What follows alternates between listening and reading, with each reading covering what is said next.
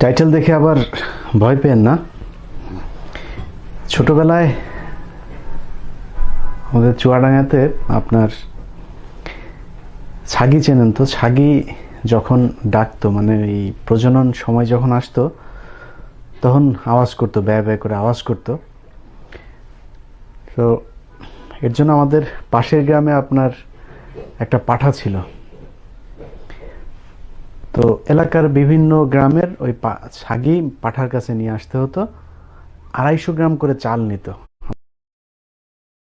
250 গ্রাম করে চাল দিয়ে তারপর ওই আপনার মানে ছাগিকে পাঠার সাথে মিলন করার পর তারপর নিয়ে যেতে হতো।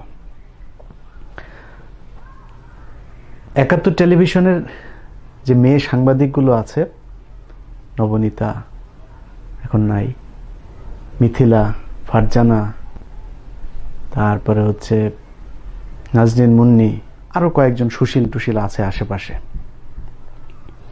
এদেরকে 500 টাকা দিয়ে তারপরে কিছু করতে হবে, এটা চিন্তা করে আবার কেউ বিভ্রান্ত হবেন না। 500 টাকা যেটা বুঝিয়েছি, ওনারা ওই প্রতি রাতে আপনার এই যে নিউজ পড়ে না, এই উপস্থাপনার কারণে 500 টাকা করে প্রতি রাতে পায়। এই 500 টাকার জন্য ওদের জীবন যৌবন সব কিছু দিয়ে সব সময় ইসলাম ধর্মের বিরুদ্ধে ওরা প্রচারণা চালায়। প্রতিটা ইস্যুতে দেখবেন, যে কোনো ঘটনাতে তারা যদি ইসলাম ধর্মের কোনো কটূক্তি করার কোনো সুযোগ পায়, ঝাঁপিয়ে পড়বে এই মেয়ে কয়টা। মাঝে মধ্যে দেখবেন তবলিগ, কওমি, আলিয়া, বিভিন্ন জামাতের বিভিন্ন লোকজন, আলেমদেরকে, বিএনপির লোকজনকে তারা তাদের অফিসে নিয়ে আসে। নিয়ে আসা মানেই হচ্ছে তারা একটা বিপদে ফেলবে। আমি যারা সুশীল আছেন, বিএনপি পন্থী বা বাংলাদেশের জাতীয়তাবাদ পন্থী, ইসলামী মূল্যবোধে বিশ্বাসী পন্থী, যত সুশীল আছেন, আল্লাহর ওয়াস্তে আপনারা এই 71 টেলিভিশনের কোনো টক শোতে আপনারা হাজির হন। তারা আওয়ামী লীগ এবং ভারতের লোকজনের নিয়ে তারা সারাদিন নাস্তিক টাস্তিক নিয়ে এসব নিয়ে তারা কাজ করুক। আমরা 71 টেলিভিশনকে এবার বয়কট করছি, এবং এটা খুব ভালোভাবেই করা হবে, খুব কন্টিনিউয়াসলি। এই টেলিভিশনের প্রতিটা এমপ্লয়ির বেতন হয় এখন ইউটিউবের টাকা দিয়ে। অতএব আপনি তার ইউটিউবের একটা ভিডিও দেখা মানে তার এমপ্লয়িদের বেতন করে দিলেন আপনি, তার টেলিভিশন চলার ব্যবস্থা করে দিলেন আপনি। আরেকটা পক্ষ আছে, সেটা হচ্ছে মেঘনা গ্রুপ। মেঘনা গ্রুপ যদি নাকি তাদেরকে ফিনান্স করা বন্ধ না করে, আমরা মেঘনা গ্রুপের যত পণ্য আছে সব পণ্য বয়কটের ডাক দেব। যদি 20% আপনার প্রতিষ্ঠানের ক্ষতি করতে পারে, সেটাই এনাফ। অতএব আপনি চিন্তা করুন, আপনি এই টেলিভিশন রাখবেন কিনা। এই যে প্রস্টিটিউটগুলো আপনার এখানে কাজ করছে, সেই প্রস্টিটিউটগুলোকে আপনি বেতন দিয়ে বাংলাদেশের মানুষের বিরুদ্ধে কাজ করার সুযোগ করে দিবেন কিনা, সেই চিন্তা আপনি করুন। আমি বিশ্বাস করি আজকের পর থেকে কোনো জাতীয়তাবাদ পন্থী, বাংলাদেশপন্থী, যারা বাংলাদেশের সংস্কৃতিকে বিশ্বাস করে, বাংলাদেশের স্বাধীনতাকে বিশ্বাস করে, তারা অন্তত এই 71 টেলিভিশনের কোনো টক শোতে আল্লাহর ওয়াস্তে যাবেন না। চেহারা যদি খুব দেখাইতে ইচ্ছা করে, আমারে বলেন, আমার চ্যানেলে আপনি যতক্ষণ যা কথা বলতে চান ওইটা রেকর্ড করে আমার চ্যানেলে আমি চালাবো, আমার ফেসবুক পেজে আমি চালাবো। অতএব এদের কাছে যেন না। ধর্ষণ নিয়ে সারা দেশে আজকে আন্দোলন হচ্ছে। 71 টেলিভিশনের সমস্যা কিন্তু ধর্ষণে না। ধর্ষণের কথা বলতে গিয়ে তারা এখন পর্দার বিরুদ্ধে বিজ্ঞাপন চালাচ্ছে। কারণ কি? কারণ তাদেরকে বিজ্ঞাপন দিতে হয় তাদের। ধরুন এই যে 71 টিভিতে টক শোতে, তারপর মুন্নি সাহাটা, এরা কেউ কেউ বলেছে যে আমরা তো রাত 12টা 1টার সময় বের হই, কই আমাদেরকে তো কেউ ধর্ষণ করে না। এখন ধর্ষণ তো মানুষ পুরুষকে করে না, তাই না? আর আপনি কি পুরুষ না মহিলা? ধরেন ফারজানা রূপা, মিথিলা, এই যে নাজনীন মুন্নি, এই যে 71 টিভিতে আরো 2-3টা যে প্রেজেন্টার আছে, মুন্নি সাহা, আপনি রাস্তায় বের হলে একজন মানুষ যে ধর্ষণ করবে তার তো বুঝতে হবে যে এটা মেয়ে না ছেলে। আপনারা বোঝার আগেই তো আপনি বাসায় ঢুকে যান। আপনি যে পুরুষ না মহিলা এটা তো বোঝা যায় না, তো আপনার দর্শন করবে কেমনে? এই হচ্ছে ঘটনা। এখন আমি আমার দেশের সম্মানিত নারী সমাজকে বলতে চাই, আপনারা বুঝেন, এরই মধ্যে আপনারা সেভাবেই চলেন, তারপরে বলতে চাই যে সস্তা জিনিস সেটার বিজ্ঞাপন দেয়া লাগে। সস্তা জিনিস মানুষ খোলামেলা জায়গায় রাখে, যেটা দামি জিনিস সেটাকে মানুষ ঢেকে রাখে, যত্ন করে রাখে। অতএব যাদের দাম আছে, যেসব নারীদের দাম আছে, তারাই তাদের নিজেদের শরীর সুন্দর করে শালীনভাবে ঢেকে তারপরে রাখে। যাদের দাম নাই, যারা বেওয়ারিশ, যারা অফিসের বাথরুমের মধ্যে তারপরে অন্য ছেলের সাথে ধরা খায়, তাদের বিজ্ঞাপন দেয়া লাগে। তাদের শরীরের কোনো দাম নাই। অতএব তাদের সাথে তাদের কথা শুনে তারপর আপনারা বিভ্রান্ত হবেন না। এটা হচ্ছে আমার কথা। আর ধর্ষণ নিয়ে আজকে সারা দেশের যারা যারা নানান ধরনের শরীরের অঙ্গভঙ্গি করে তারপরে ধর্ষণের বিচার চাইছেন আর বলছেন যে আমি যেইভাবে ইচ্ছা সেইভাবেই থাকবো, ধর্ষক তোর তুই দায়ী তুই দায়ী, এই কথাটা তাকে বলে লাভ নাই তো। এই কথাটা বলবেন রাষ্ট্রকে বলবেন। ধর্ষক পৃথিবীর এমন কোনো দেশ নাই যেই দেশে নাই। এখন আমেরিকায় ধর্ষণ হয়, ইউরোপে ধর্ষণ হয়, ধর্ষণ হচ্ছে না কোথায়? কিন্তু এখানে মানুষ ধর্ষণ কেন করছে না? মেয়েরা ল্যাংটা হয়ে ঘুরছে তারপরেও কেন করছে না? কারণ হচ্ছে এখানকার আইন শৃঙ্খলা বাহিনী ঠিক তেমনভাবেই সুযোগ সুবিধা দিয়ে রেখেছে। এখানে রাতের বেলা ধরুন সারাক্ষণ পুলিশ টহল দেয়, আপনি ফোন করার সাথে সাথে 5 মিনিটের মধ্যে আপনাকে পুলিশ এসে রিকভার করবে, কোনো সমস্যা নেই, আপনি ন্যাংটা হয়ে সারা রাত ঘুরবেন। বাংলাদেশের প্রেক্ষাপট যেটা, সেটা হচ্ছে আমি মনে করি যে পোশাক পরা আর না পরা সেটা বিষয় না। আপনি ধর্ষণের বিরুদ্ধে এখন যদি কথা বলতে চান তাহলে সরকারের বিরুদ্ধে কথা বলতে হবে, কারণ আইন শৃঙ্খলা পরিস্থিতি ওই জায়গায় নাই যে আপনি শালীন থাকেন আর অশালীন থাকেন, কোনো পর্যায়ে আপনাকে এই দেশের আইন শৃঙ্খলা বাহিনী রক্ষা করতে পারবে না। কারণ রাতের বেলা বাংলাদেশের পুলিশের মূল কাজ থাকে হচ্ছে চাঁদাবাজি করা। কোথায় একটা চেকপোস্ট বসাবে, বসিয়ে তারপর সেখানে কার পকেটে ইয়াবা ঢুকিয়ে দিয়ে তাকে ধরে নিয়ে থানায় নিয়ে তারপর 5,000 10,000 টাকা নিবে। এটা হচ্ছে তাদের মূল টার্গেট। যেই কারণেই আপনাকে আপনার মতো প্রোটেকশন নিয়ে তারপরে যতটুকু সম্ভব ততটুকু নিয়ে থাকতে হবে। আমাদের দেশের একজন নায়ক অনন্ত জলিল, তিনি একটা কথা বলেছেন যে পোশাকের কারণে ধর্ষণ হয়। অনন্ত জলিল কেন আবার মাপ চেয়ে ফিরে গেলেন আমি জানি না। পোশাক ধর্ষণের একমাত্র কারণ না, কিন্তু পোশাক ধর্ষণের একটা কারণ। অতএব পোশাক মানুষের মধ্যে, আপনি যদি একটা মানুষের সামনে আপনার শরীরকে আপনি বিকৃতভাবে উপস্থাপন করেন, তার মধ্যে খারাপ চিন্তা আসবেই। অনন্ত জলিল তার জায়গা থেকে চলে আসলো, সে বললো যে আমি এটা ভুল করেছি, আমার বলা ঠিক না। আরে ভাই, আপনি ঠিক বলেছেন, আপনি মিডিয়াতে কাজ করছেন, আপনার স্ত্রী আপনার সিনেমা করে, আপনার স্ত্রীকে তো আরেক প্রডিউসার, আরেক ডিরেক্টর, আরেক মন্ত্রীর সাথে শুয়ে তারপর সিনেমার কাজ নিতে হয় না। অতএব আপনার স্ত্রী দরকার নাই সেইভাবে কাজ নেয়ার, ন্যাংটা হওয়ার দরকার নেই। আপনার স্ত্রীর শালীন হয়েই সিনেমা করতে পারবে, আপনি যেহেতু সিনেমা নিজে বানান।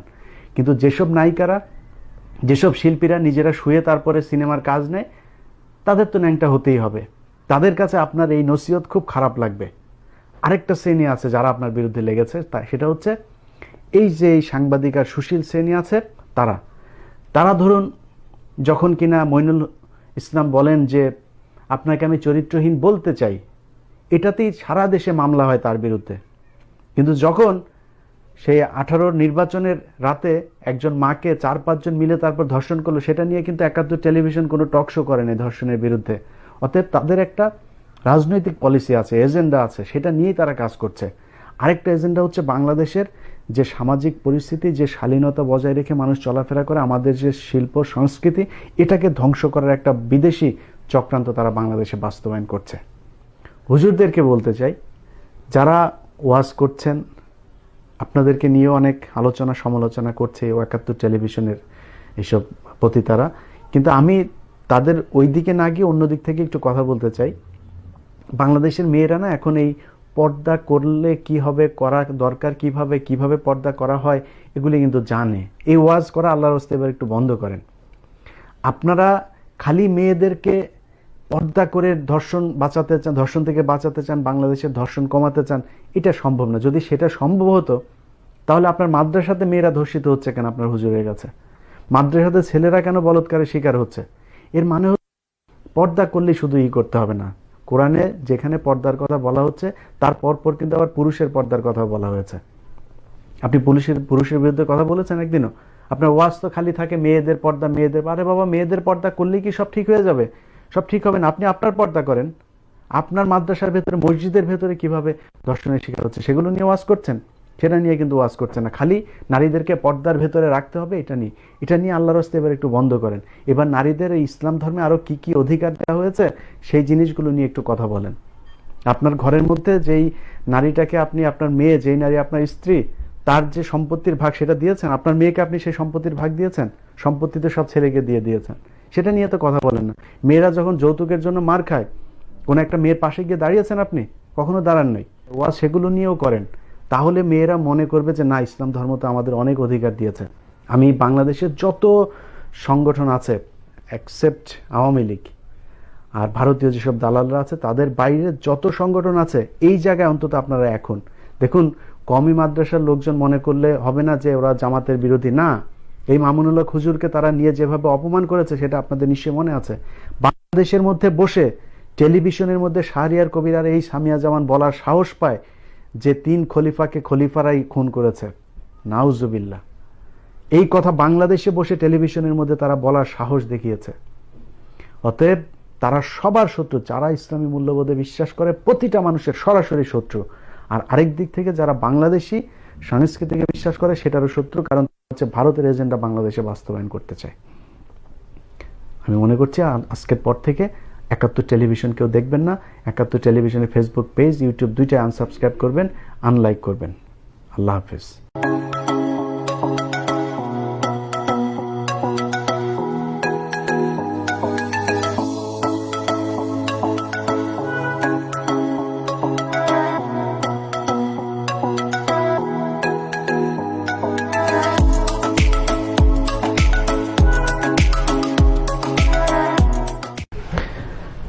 টাইটেল দেখে আবার ভয় পেন না। ছোটবেলায় আমাদের চুয়াডাঙ্গাতে আপনার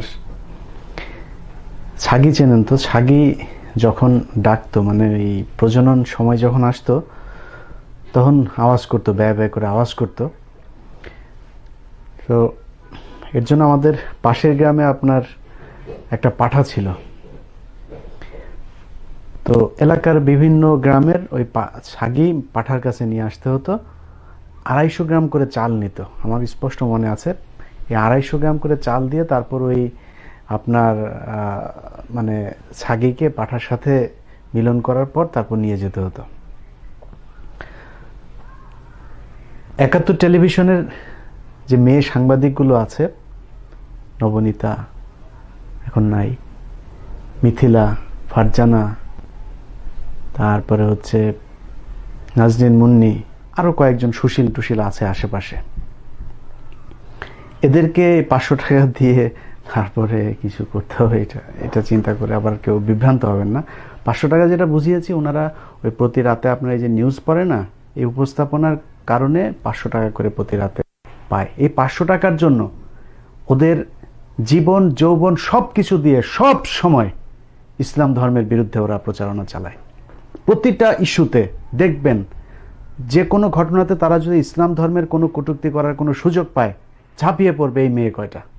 মাঝে মধ্যে দেখবেন তাবলীগ, কওমি, আলিয়া, বিভিন্ন জামাতের বিভিন্ন লোকজন, আলেমদেরকে, বিএনপির লোকজনকে তারা তাদের অফিসে নিয়ে আসে। নিয়ে আসা মানেই হচ্ছে তারা একটা বিপদে ফেলবে। আমি যারা সুশীল আছেন, বিএনপি পন্থী বা বাংলাদেশের জাতীয়তাবাদ পন্থী, ইসলামী মূল্যবোধে বিশ্বাসী পন্থী যত সুশীল আছেন, আল্লাহর ওয়াস্তে আপনারা এই 71 টেলিভিশনের কোনো টক শোতে আপনারা হাজির হন। তারা আওয়ামী লীগ এবং ভারতের লোকজনের নিয়ে তারা সারাদিন নাস্তিক টাস্তিক নিয়ে এসব নিয়ে তারা কাজ করুক। আমরা 71 টেলিভিশনকে এবার বয়কট করছি এবং এটা খুব ভালোভাবেই করা হবে, খুব কন্টিনিউয়াসলি। এই টেলিভিশনের প্রতিটা এমপ্লয়ির বেতন হয় এখন ইউটিউবের টাকা দিয়ে। অতএব আপনি তার ইউটিউবের একটা ভিডিও দেখা মানে তার এমপ্লয়িদের বেতন করে দিলেন আপনি, তার টেলিভিশন চলার ব্যবস্থা করে দিলেন আপনি। আরেকটা পক্ষ আছে, সেটা হচ্ছে মেঘনা গ্রুপ। মেঘনা গ্রুপ যদি নাকি তাদেরকে ফিনান্স করা বন্ধ না করে, আমরা মেঘনা গ্রুপের যত পণ্য আছে সব পণ্য বয়কটের ডাক দেব। যদি 20% আপনার প্রতিষ্ঠানের ক্ষতি করতে পারে সেটাই এনাফ। অতএব আপনি চিন্তা করুন আপনি এই টেলিভিশন রাখবেন কিনা।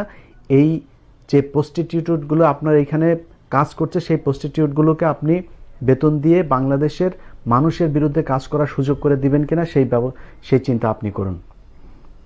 আমি বিশ্বাস করি আজকের পর থেকে কোনো জাতীয়তাবাদ পন্থী, বাংলাদেশপন্থী, যারা বাংলাদেশের সংস্কৃতিকে বিশ্বাস করে, বাংলাদেশের স্বাধীনতাকে বিশ্বাস করে, তারা অন্তত এই 71 টেলিভিশনের কোনো টক শোতে আল্লাহর ওয়াস্তে যাবেন না। চেহারা যদি খুব দেখাইতে ইচ্ছা করে আমারে বলেন, আমার চ্যানেলে আপনি যতক্ষণ যা কথা বলতে চান ওইটা রেকর্ড করে আমার চ্যানেলে আমি চালাবো, আমার ফেসবুক পেজে আমি চালাবো। অতএব এদের কাছে যেন না। ধর্ষণ নিয়ে সারা দেশে আজকে আন্দোলন হচ্ছে। 71 টেলিভিশনের সমস্যা কিন্তু ধর্ষণে না। ধর্ষণের কথা বলতে গিয়ে তারা এখন পর্দার বিরুদ্ধে বিজ্ঞাপন চালাচ্ছে। কারণ কি? কারণ তাদেরকে বিজ্ঞাপন দিতে হয় তাদের। ধরুন এই যে 71 টিভিতে টক শোতে, তারপর মুন্নি সাহাটা, এরা কেউ কেউ বলেছে যে আমরা তো রাত 12টা 1টার সময় বের হই, কই আমাদেরকে তো কেউ ধর্ষণ করে না। এবং ধর্ষণ তো মানুষ পুরুষকে করে না, তাই না? আর আপনি কি পুরুষ না মহিলা? ধরেন ফারজানা রূপা, মিথিলা, এই যে নাজনীন মুন্নি, এই যে 71 টিভিতে আরো 2-3টা যে প্রেজেন্টার আছে, মুন্নি শাহ, আপনি রাস্তায় বের হলে একজন মানুষ যে ধর্ষণ করবে তার তো বুঝতে হবে যে এটা মেয়ে না ছেলে। আপনারা বোঝার আগেই তো আপনি বাসায় ঢুকে যান। আপনি যে পুরুষ না মহিলা এটা তো বোঝা যায় না, তো আপনার দর্শন করবে কেমনে? এই হচ্ছে ঘটনা। এখন আমি আমার দেশের সম্মানিত নারী সমাজকে বলতে চাই, আপনারা বুঝেন এরই মধ্যে আপনারা সেভাবেই চলেন, তারপরে বলতে চাই যে সস্তা জিনিস সেটার বিজ্ঞাপন দেয়া লাগে। সস্তা জিনিস মানুষ খোলামেলা জায়গায় রাখে, যেটা দামি জিনিস সেটাকে মানুষ ঢেকে রাখে, যত্ন করে রাখে। অতএব যাদের দাম আছে, যেসব নারীদের দাম আছে, তারাই তাদের নিজেদের শরীর সুন্দর করে শালীনভাবে ঢেকে তারপরে রাখে। যাদের দাম নাই, যারা বেওয়ারিশ, যারা অফিসের বাথরুমের মধ্যে তারপরে অন্য ছেলের সাথে ধরা খায়, তাদের বিজ্ঞাপন দেয়া লাগে, তাদের শরীরের কোনো দাম নাই। অতএব তাদের সাথে তাদের কথা শুনে তারপর আপনারা বিভ্রান্ত হবেন না, এটা হচ্ছে আমার কথা। আর ধর্ষণ নিয়ে আজকে সারা দেশের যারা যারা নানান ধরনের শরীরের অঙ্গভঙ্গি করে তারপরে ধর্ষণের বিচার চাইছেন আর বলছেন যে আমি যেইভাবে ইচ্ছা সেইভাবেই থাকবো, ধর্ষক তোর, তুই দায়ী, তুই দায়ী, এই কথাটা তাকে বলে লাভ নাই তো। এই কথাটা বলবেন রাষ্ট্রকে বলবেন। ধর্ষক পৃথিবীর এমন কোনো দেশ নাই যেই দেশে নাই।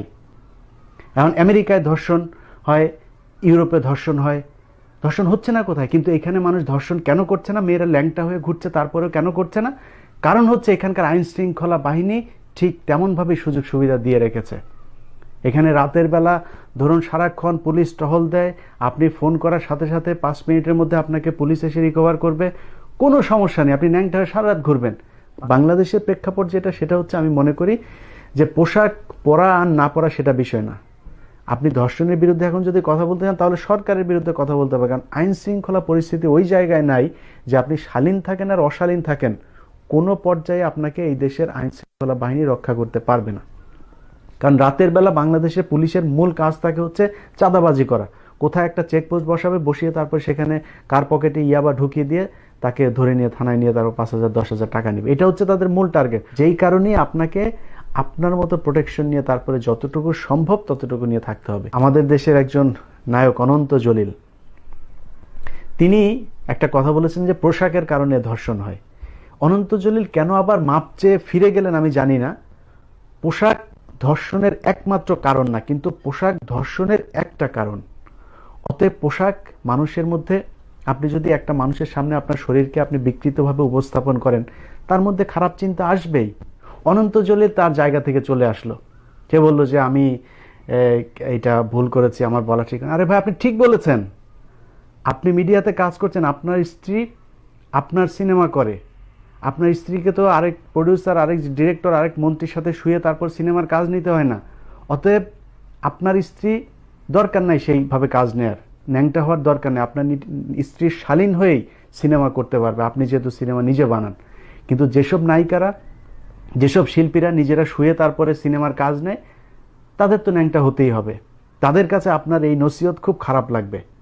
আরেকটা শ্রেণী আছে যারা আপনার বিরুদ্ধে লেগেছে, সেটা হচ্ছে এই যে এই সাংবাদিক আর সুশীল শ্রেণী আছে, তারা ধরুন যখন কিনা মইনুল ইসলাম বলেন যে আপনাকে আমি চরিত্রহীন বলতে চাই, এটাতেই সারা দেশে মামলা হয় তার বিরুদ্ধে।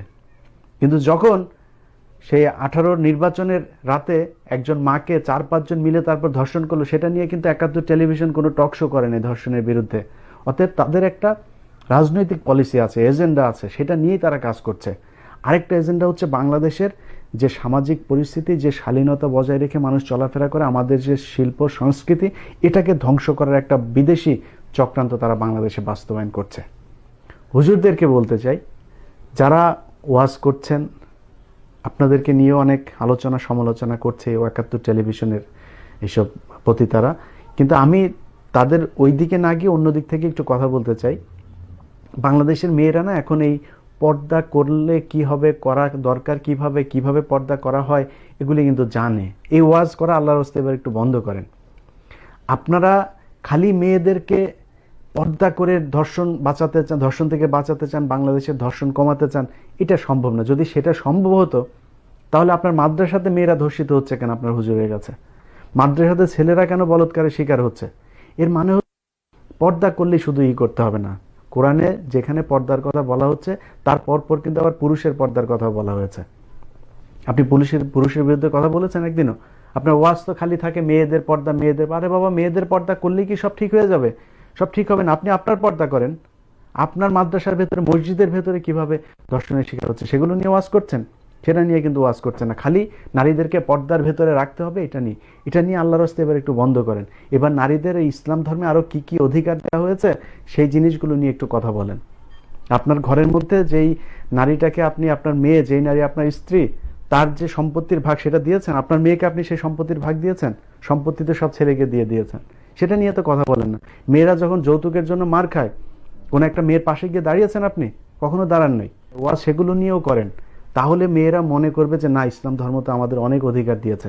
আমি বাংলাদেশের যত সংগঠন আছে অ্যাকসেপ্ট আওয়ামী লীগ আর ভারতীয় যেসব দালালরা আছে তাদের বাইরে যত সংগঠন আছে, এই জায়গায় অন্তত আপনারা এখন দেখুন, কওমি মাদ্রাসার লোকজন মনে করলে হবে না যে ওরা জামাতের বিরোধী। না, এই মামুনুল্লাহ হুজুরকে তারা নিয়ে যেভাবে অপমান করেছে সেটা আপনাদের নিশ্চয়ই মনে আছে। বাংলাদেশের মধ্যে বসে টেলিভিশনের মধ্যে শাহরিয়ার কবির আর এই সামিয়া জামান বলার সাহস পায় যে 3 খলিফাকে খলিফারাই খুন করেছে। নাউজুবিল্লাহ, এই কথা বাংলাদেশে বসে টেলিভিশনের মধ্যে তারা বলার সাহস দেখিয়েছে।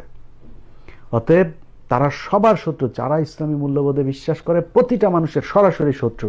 আর আরেক দিক থেকে যারা বাংলাদেশি সংস্কৃতিকে বিশ্বাস করে সেটারও শত্রু, কারণ হচ্ছে ভারতের এজেন্ডা বাংলাদেশে বাস্তবায়ন করতে চায়। আমি মনে করছি আজকের পর থেকে 71 টেলিভিশন কেউ দেখবেন না।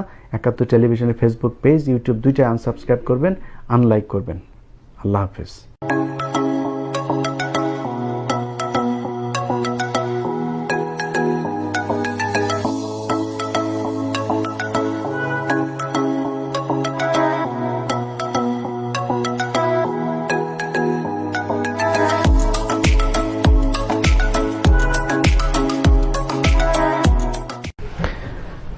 টাইটেল দেখে আবার ভয় পেন না। ছোটবেলায় আমাদের চুয়াডাঙ্গাতে আপনার ছাগি চেনেন তো? ছাগি যখন ডাকতো, মানে এই প্রজনন সময় যখন আসতো তখন আওয়াজ করতো, ব্যয় ব্যয় করে আওয়াজ করতো। তো এর জন্য আমাদের পাশের গ্রামে আপনার একটা পাঠা ছিল।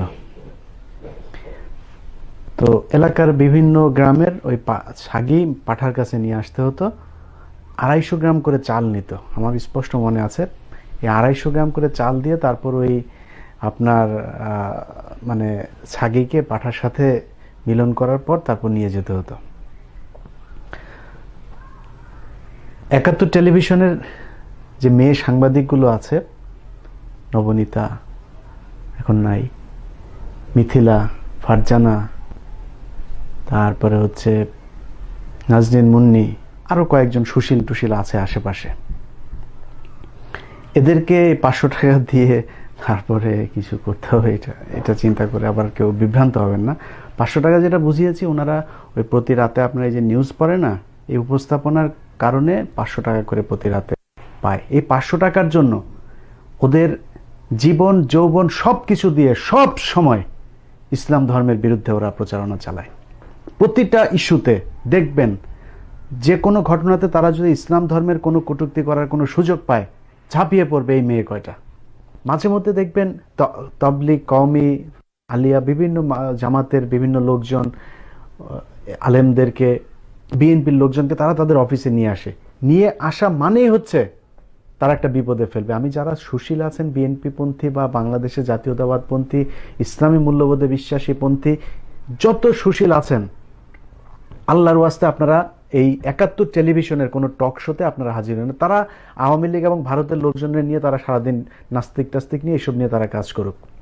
আমরা 71 টেলিভিশনকে এবার বয়কট করছি এবং এটা খুব ভালোভাবেই করা হবে, খুব কন্টিনিউয়াসলি। এই টেলিভিশনের প্রতিটা এমপ্লয়ির বেতন হয় এখন ইউটিউবের টাকা দিয়ে। অতএব আপনি তার ইউটিউবের একটা ভিডিও দেখা মানে তার এমপ্লয়িদের বেতন করে দিলেন আপনি, তার টেলিভিশন চলার ব্যবস্থা করে দিলেন আপনি। আরেকটা পক্ষ আছে, সেটা হচ্ছে মেঘনা গ্রুপ। মেঘনা গ্রুপ যদি নাকি তাদেরকে ফিনান্স করা বন্ধ না করে, আমরা মেঘনা গ্রুপের যত পণ্য আছে সব পণ্য বয়কটের ডাক দেব। যদি 20% আপনার প্রতিষ্ঠানের ক্ষতি করতে পারে সেটাই এনাফ। অতএব আপনি চিন্তা করুন আপনি এই টেলিভিশন রাখবেন কিনা, এই যে প্রস্টিটিউটগুলো আপনার এখানে কাজ করছে সেই প্রস্টিটিউটগুলোকে আপনি বেতন দিয়ে বাংলাদেশের মানুষের বিরুদ্ধে কাজ করার সুযোগ করে দিবেন কিনা সেই চিন্তা আপনি করুন। আমি বিশ্বাস করি আজকের পর থেকে কোনো জাতীয়তাবাদপন্থী, বাংলাদেশপন্থী যারা বাংলাদেশের সংস্কৃতিকে বিশ্বাস করে, বাংলাদেশের স্বাধীনতাকে বিশ্বাস করে, তারা অন্তত এই 71 টেলিভিশনের কোনো টক শোতে আল্লাহর ওয়াস্তে যাবেন না। চেহারা যদি খুব দেখাইতে ইচ্ছা করে আমারে বলেন, আমার চ্যানেলে আপনি যতক্ষণ যা কথা বলতে চান ওইটা রেকর্ড করে আমার চ্যানেলে আমি চালাবো, আমার ফেসবুক পেজে আমি চালাবো। অতএব এদের কাছে যেন না। ধর্ষণ নিয়ে সারা দেশে আজকে আন্দোলন হচ্ছে। 71 টেলিভিশনের সমস্যা কিন্তু ধর্ষণে না। ধর্ষণের কথা বলতে গিয়ে তারা এখন পর্দার বিরুদ্ধে বিজ্ঞাপন চালাচ্ছে। কারণ কি? কারণ তাদেরকে বিজ্ঞাপন দিতে হয় তাদের। ধরুন এই যে 71 টিভিতে টক শোতে, তারপর মুন্নি সাহাটা, এরা কেউ কেউ বলেছে যে আমরা তো রাত 12টা 1টার সময় বের হই, কই আমাদেরকে তো কেউ ধর্ষণ করে না। এখন ধর্ষণ তো মানুষ পুরুষকে করে না, তাই না? আর আপনি কি পুরুষ না মহিলা? ধরেন ফারজানা রূপা, মিথিলা, এই যে নাজনীন মুন্নি, এই যে 71 টিভিতে আরো 2-3টা যে প্রেজেন্টার আছে, মুন্নি সাহা, আপনি রাস্তায় বের হলে একজন মানুষ যে ধর্ষণ করবে তার তো বুঝতে হবে যে এটা মেয়ে না ছেলে। আপনারা বোঝার আগেই তো আপনি বাসায় ঢুকে যান। আপনি যে পুরুষ না মহিলা এটা তো বোঝা যায় না, তো আপনার দর্শন করবে কেমনে? এই হচ্ছে ঘটনা। এখন আমি আমার দেশের সম্মানিত নারী সমাজকে বলতে চাই, আপনারা বুঝেন এরই মধ্যে আপনারা সেভাবেই চলেন, তারপরে বলতে চাই যে সস্তা জিনিস সেটার বিজ্ঞাপন দেয়া লাগে। সস্তা জিনিস মানুষ খোলামেলা জায়গায় রাখে, যেটা দামি জিনিস সেটাকে মানুষ ঢেকে রাখে, যত্ন করে রাখে। অতএব যাদের দাম আছে, যেসব নারীদের দাম আছে, তারাই তাদের নিজেদের শরীর সুন্দর করে শালীনভাবে ঢেকে তারপরে রাখে। যাদের দাম নাই, যারা বেওয়ারিশ, যারা অফিসের বাথরুমের মধ্যে তারপরে অন্য ছেলের সাথে ধরা খায়, তাদের বিজ্ঞাপন দেয়া লাগে। তাদের শরীরের কোনো দাম নাই। অতএব তাদের সাথে তাদের কথা শুনে তারপর আপনারা বিভ্রান্ত হবেন না। এটা হচ্ছে আমার কথা। আর ধর্ষণ নিয়ে আজকে সারা দেশের যারা যারা নানান ধরনের শরীরের অঙ্গভঙ্গি করে তারপরে ধর্ষণের বিচার চাইছেন আর বলছেন যে আমি যেইভাবে ইচ্ছা সেইভাবেই থাকবো, ধর্ষক তোর তুই দায়ী, তুই দায়ী, এই কথাটা তাকে বলে লাভ নাই তো। এই কথাটা বলবেন রাষ্ট্রকে বলবেন। ধর্ষক পৃথিবীর এমন কোনো দেশ নাই যেই দেশে নাই। এখন আমেরিকায় ধর্ষণ হয়, ইউরোপে ধর্ষণ হয়, ধর্ষণ হচ্ছে না কোথায়? কিন্তু এখানে মানুষ ধর্ষণ কেন করছে না? মেয়েরা ল্যাংটা হয়ে ঘুরছে তারপরেও কেন করছে না? কারণ হচ্ছে এখানকার আইন শৃঙ্খলা বাহিনী ঠিক তেমনভাবে সুযোগ সুবিধা দিয়ে রেখেছে। এখানে রাতের বেলা ধরুন সারাক্ষণ পুলিশ টহল দেয়, আপনি ফোন করার সাথে সাথে 5 মিনিটের মধ্যে আপনাকে পুলিশ এসে রিকভার করবে, কোনো সমস্যা নেই, আপনি ন্যাংটা হয়ে সারা রাত ঘুরবেন। বাংলাদেশের প্রেক্ষাপট যেটা, সেটা হচ্ছে আমি মনে করি যে পোশাক পরা আর না পরা সেটা বিষয় না। আপনি ধর্ষণের বিরুদ্ধে এখন যদি কথা বলতে চান তাহলে সরকারের বিরুদ্ধে কথা বলতে হবে, কারণ আইন শৃঙ্খলা পরিস্থিতি ওই জায়গায় নাই যে আপনি শালীন থাকেন আর অশালীন থাকেন, কোনো পর্যায়ে আপনাকে এই দেশের আইন শৃঙ্খলা বাহিনী রক্ষা করতে পারবে না। কারণ রাতের বেলা বাংলাদেশের পুলিশের মূল কাজ থাকে হচ্ছে চাঁদাবাজি করা। কোথায় একটা চেকপোস্ট বসাবে, বসিয়ে তারপর সেখানে কার পকেটে ইয়াবা ঢুকিয়ে দিয়ে তাকে ধরে নিয়ে থানায় নিয়ে তারপর 5,000-10,000 টাকা নেবে। এটা হচ্ছে তাদের মূল টার্গেট। যেই কারণেই আপনাকে আপনার মতো প্রোটেকশন নিয়ে তারপরে যতটুকু সম্ভব ততটুকু নিয়ে থাকতে হবে। আমাদের দেশের একজন নায়ক অনন্ত জলিল, তিনি একটা কথা বলেছেন যে পোশাকের কারণে ধর্ষণ হয়। অনন্ত জলিল কেন আবার মাপ চেয়ে ফিরে গেলেন আমি জানি না। পোশাক ধর্ষণের একমাত্র কারণ না, কিন্তু পোশাক ধর্ষণের একটা কারণ। অতএব পোশাক মানুষের মধ্যে, আপনি যদি একটা মানুষের সামনে আপনার শরীরকে আপনি বিকৃতভাবে উপস্থাপন করেন, তার মধ্যে খারাপ চিন্তা আসবেই। অনন্ত জলিল তার জায়গা থেকে চলে আসলো, সে বললো যে আমি এটা ভুল করেছি, আমার বলা ঠিক না। আরে ভাই, আপনি ঠিক বলেছেন। আপনি মিডিয়াতে কাজ করছেন, আপনার স্ত্রী আপনার সিনেমা করে, আপনার স্ত্রীকে তো আরেক প্রডিউসার, আরেক ডিরেক্টর, আরেক মন্ত্রীর সাথে শুয়ে তারপর সিনেমার কাজ নিতে হয় না। অতএব আপনার স্ত্রী দরকার নাই সেইভাবে কাজ নেয়ার, ন্যাংটা হওয়ার দরকার নেই। আপনার স্ত্রীর শালীন হয়েই সিনেমা করতে পারবে, আপনি যেহেতু সিনেমা নিজে বানান। কিন্তু যেসব নায়িকারা, যেসব শিল্পীরা নিজেরা শুয়ে তারপরে সিনেমার কাজ নেয়, তাদের তো ন্যাংটা হতেই হবে। তাদের কাছে আপনার এই নসিহত খুব খারাপ লাগবে।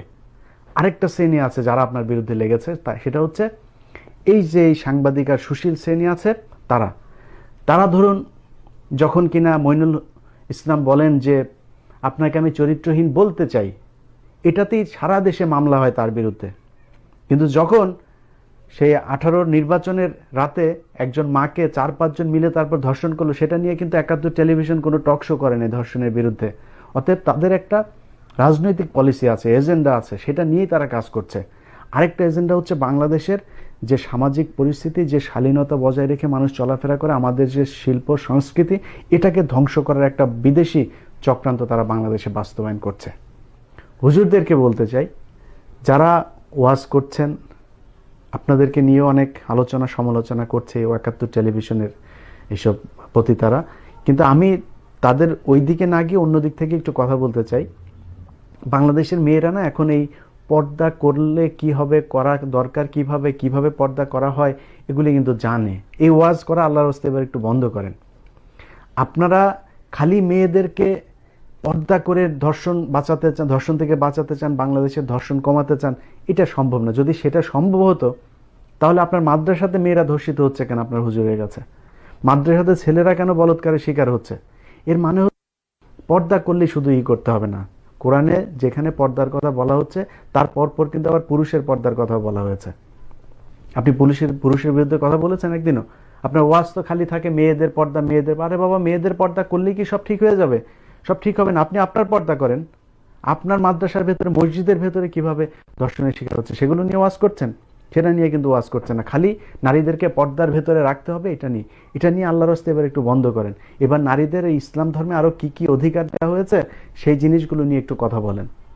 আপনার ঘরের মধ্যে যেই নারীটাকে আপনি, আপনার মেয়ে, যেই নারী আপনার স্ত্রী, তার যে সম্পত্তির ভাগ সেটা দিয়েছেন? আপনার মেয়েকে আপনি সেই সম্পত্তির ভাগ দিয়েছেন?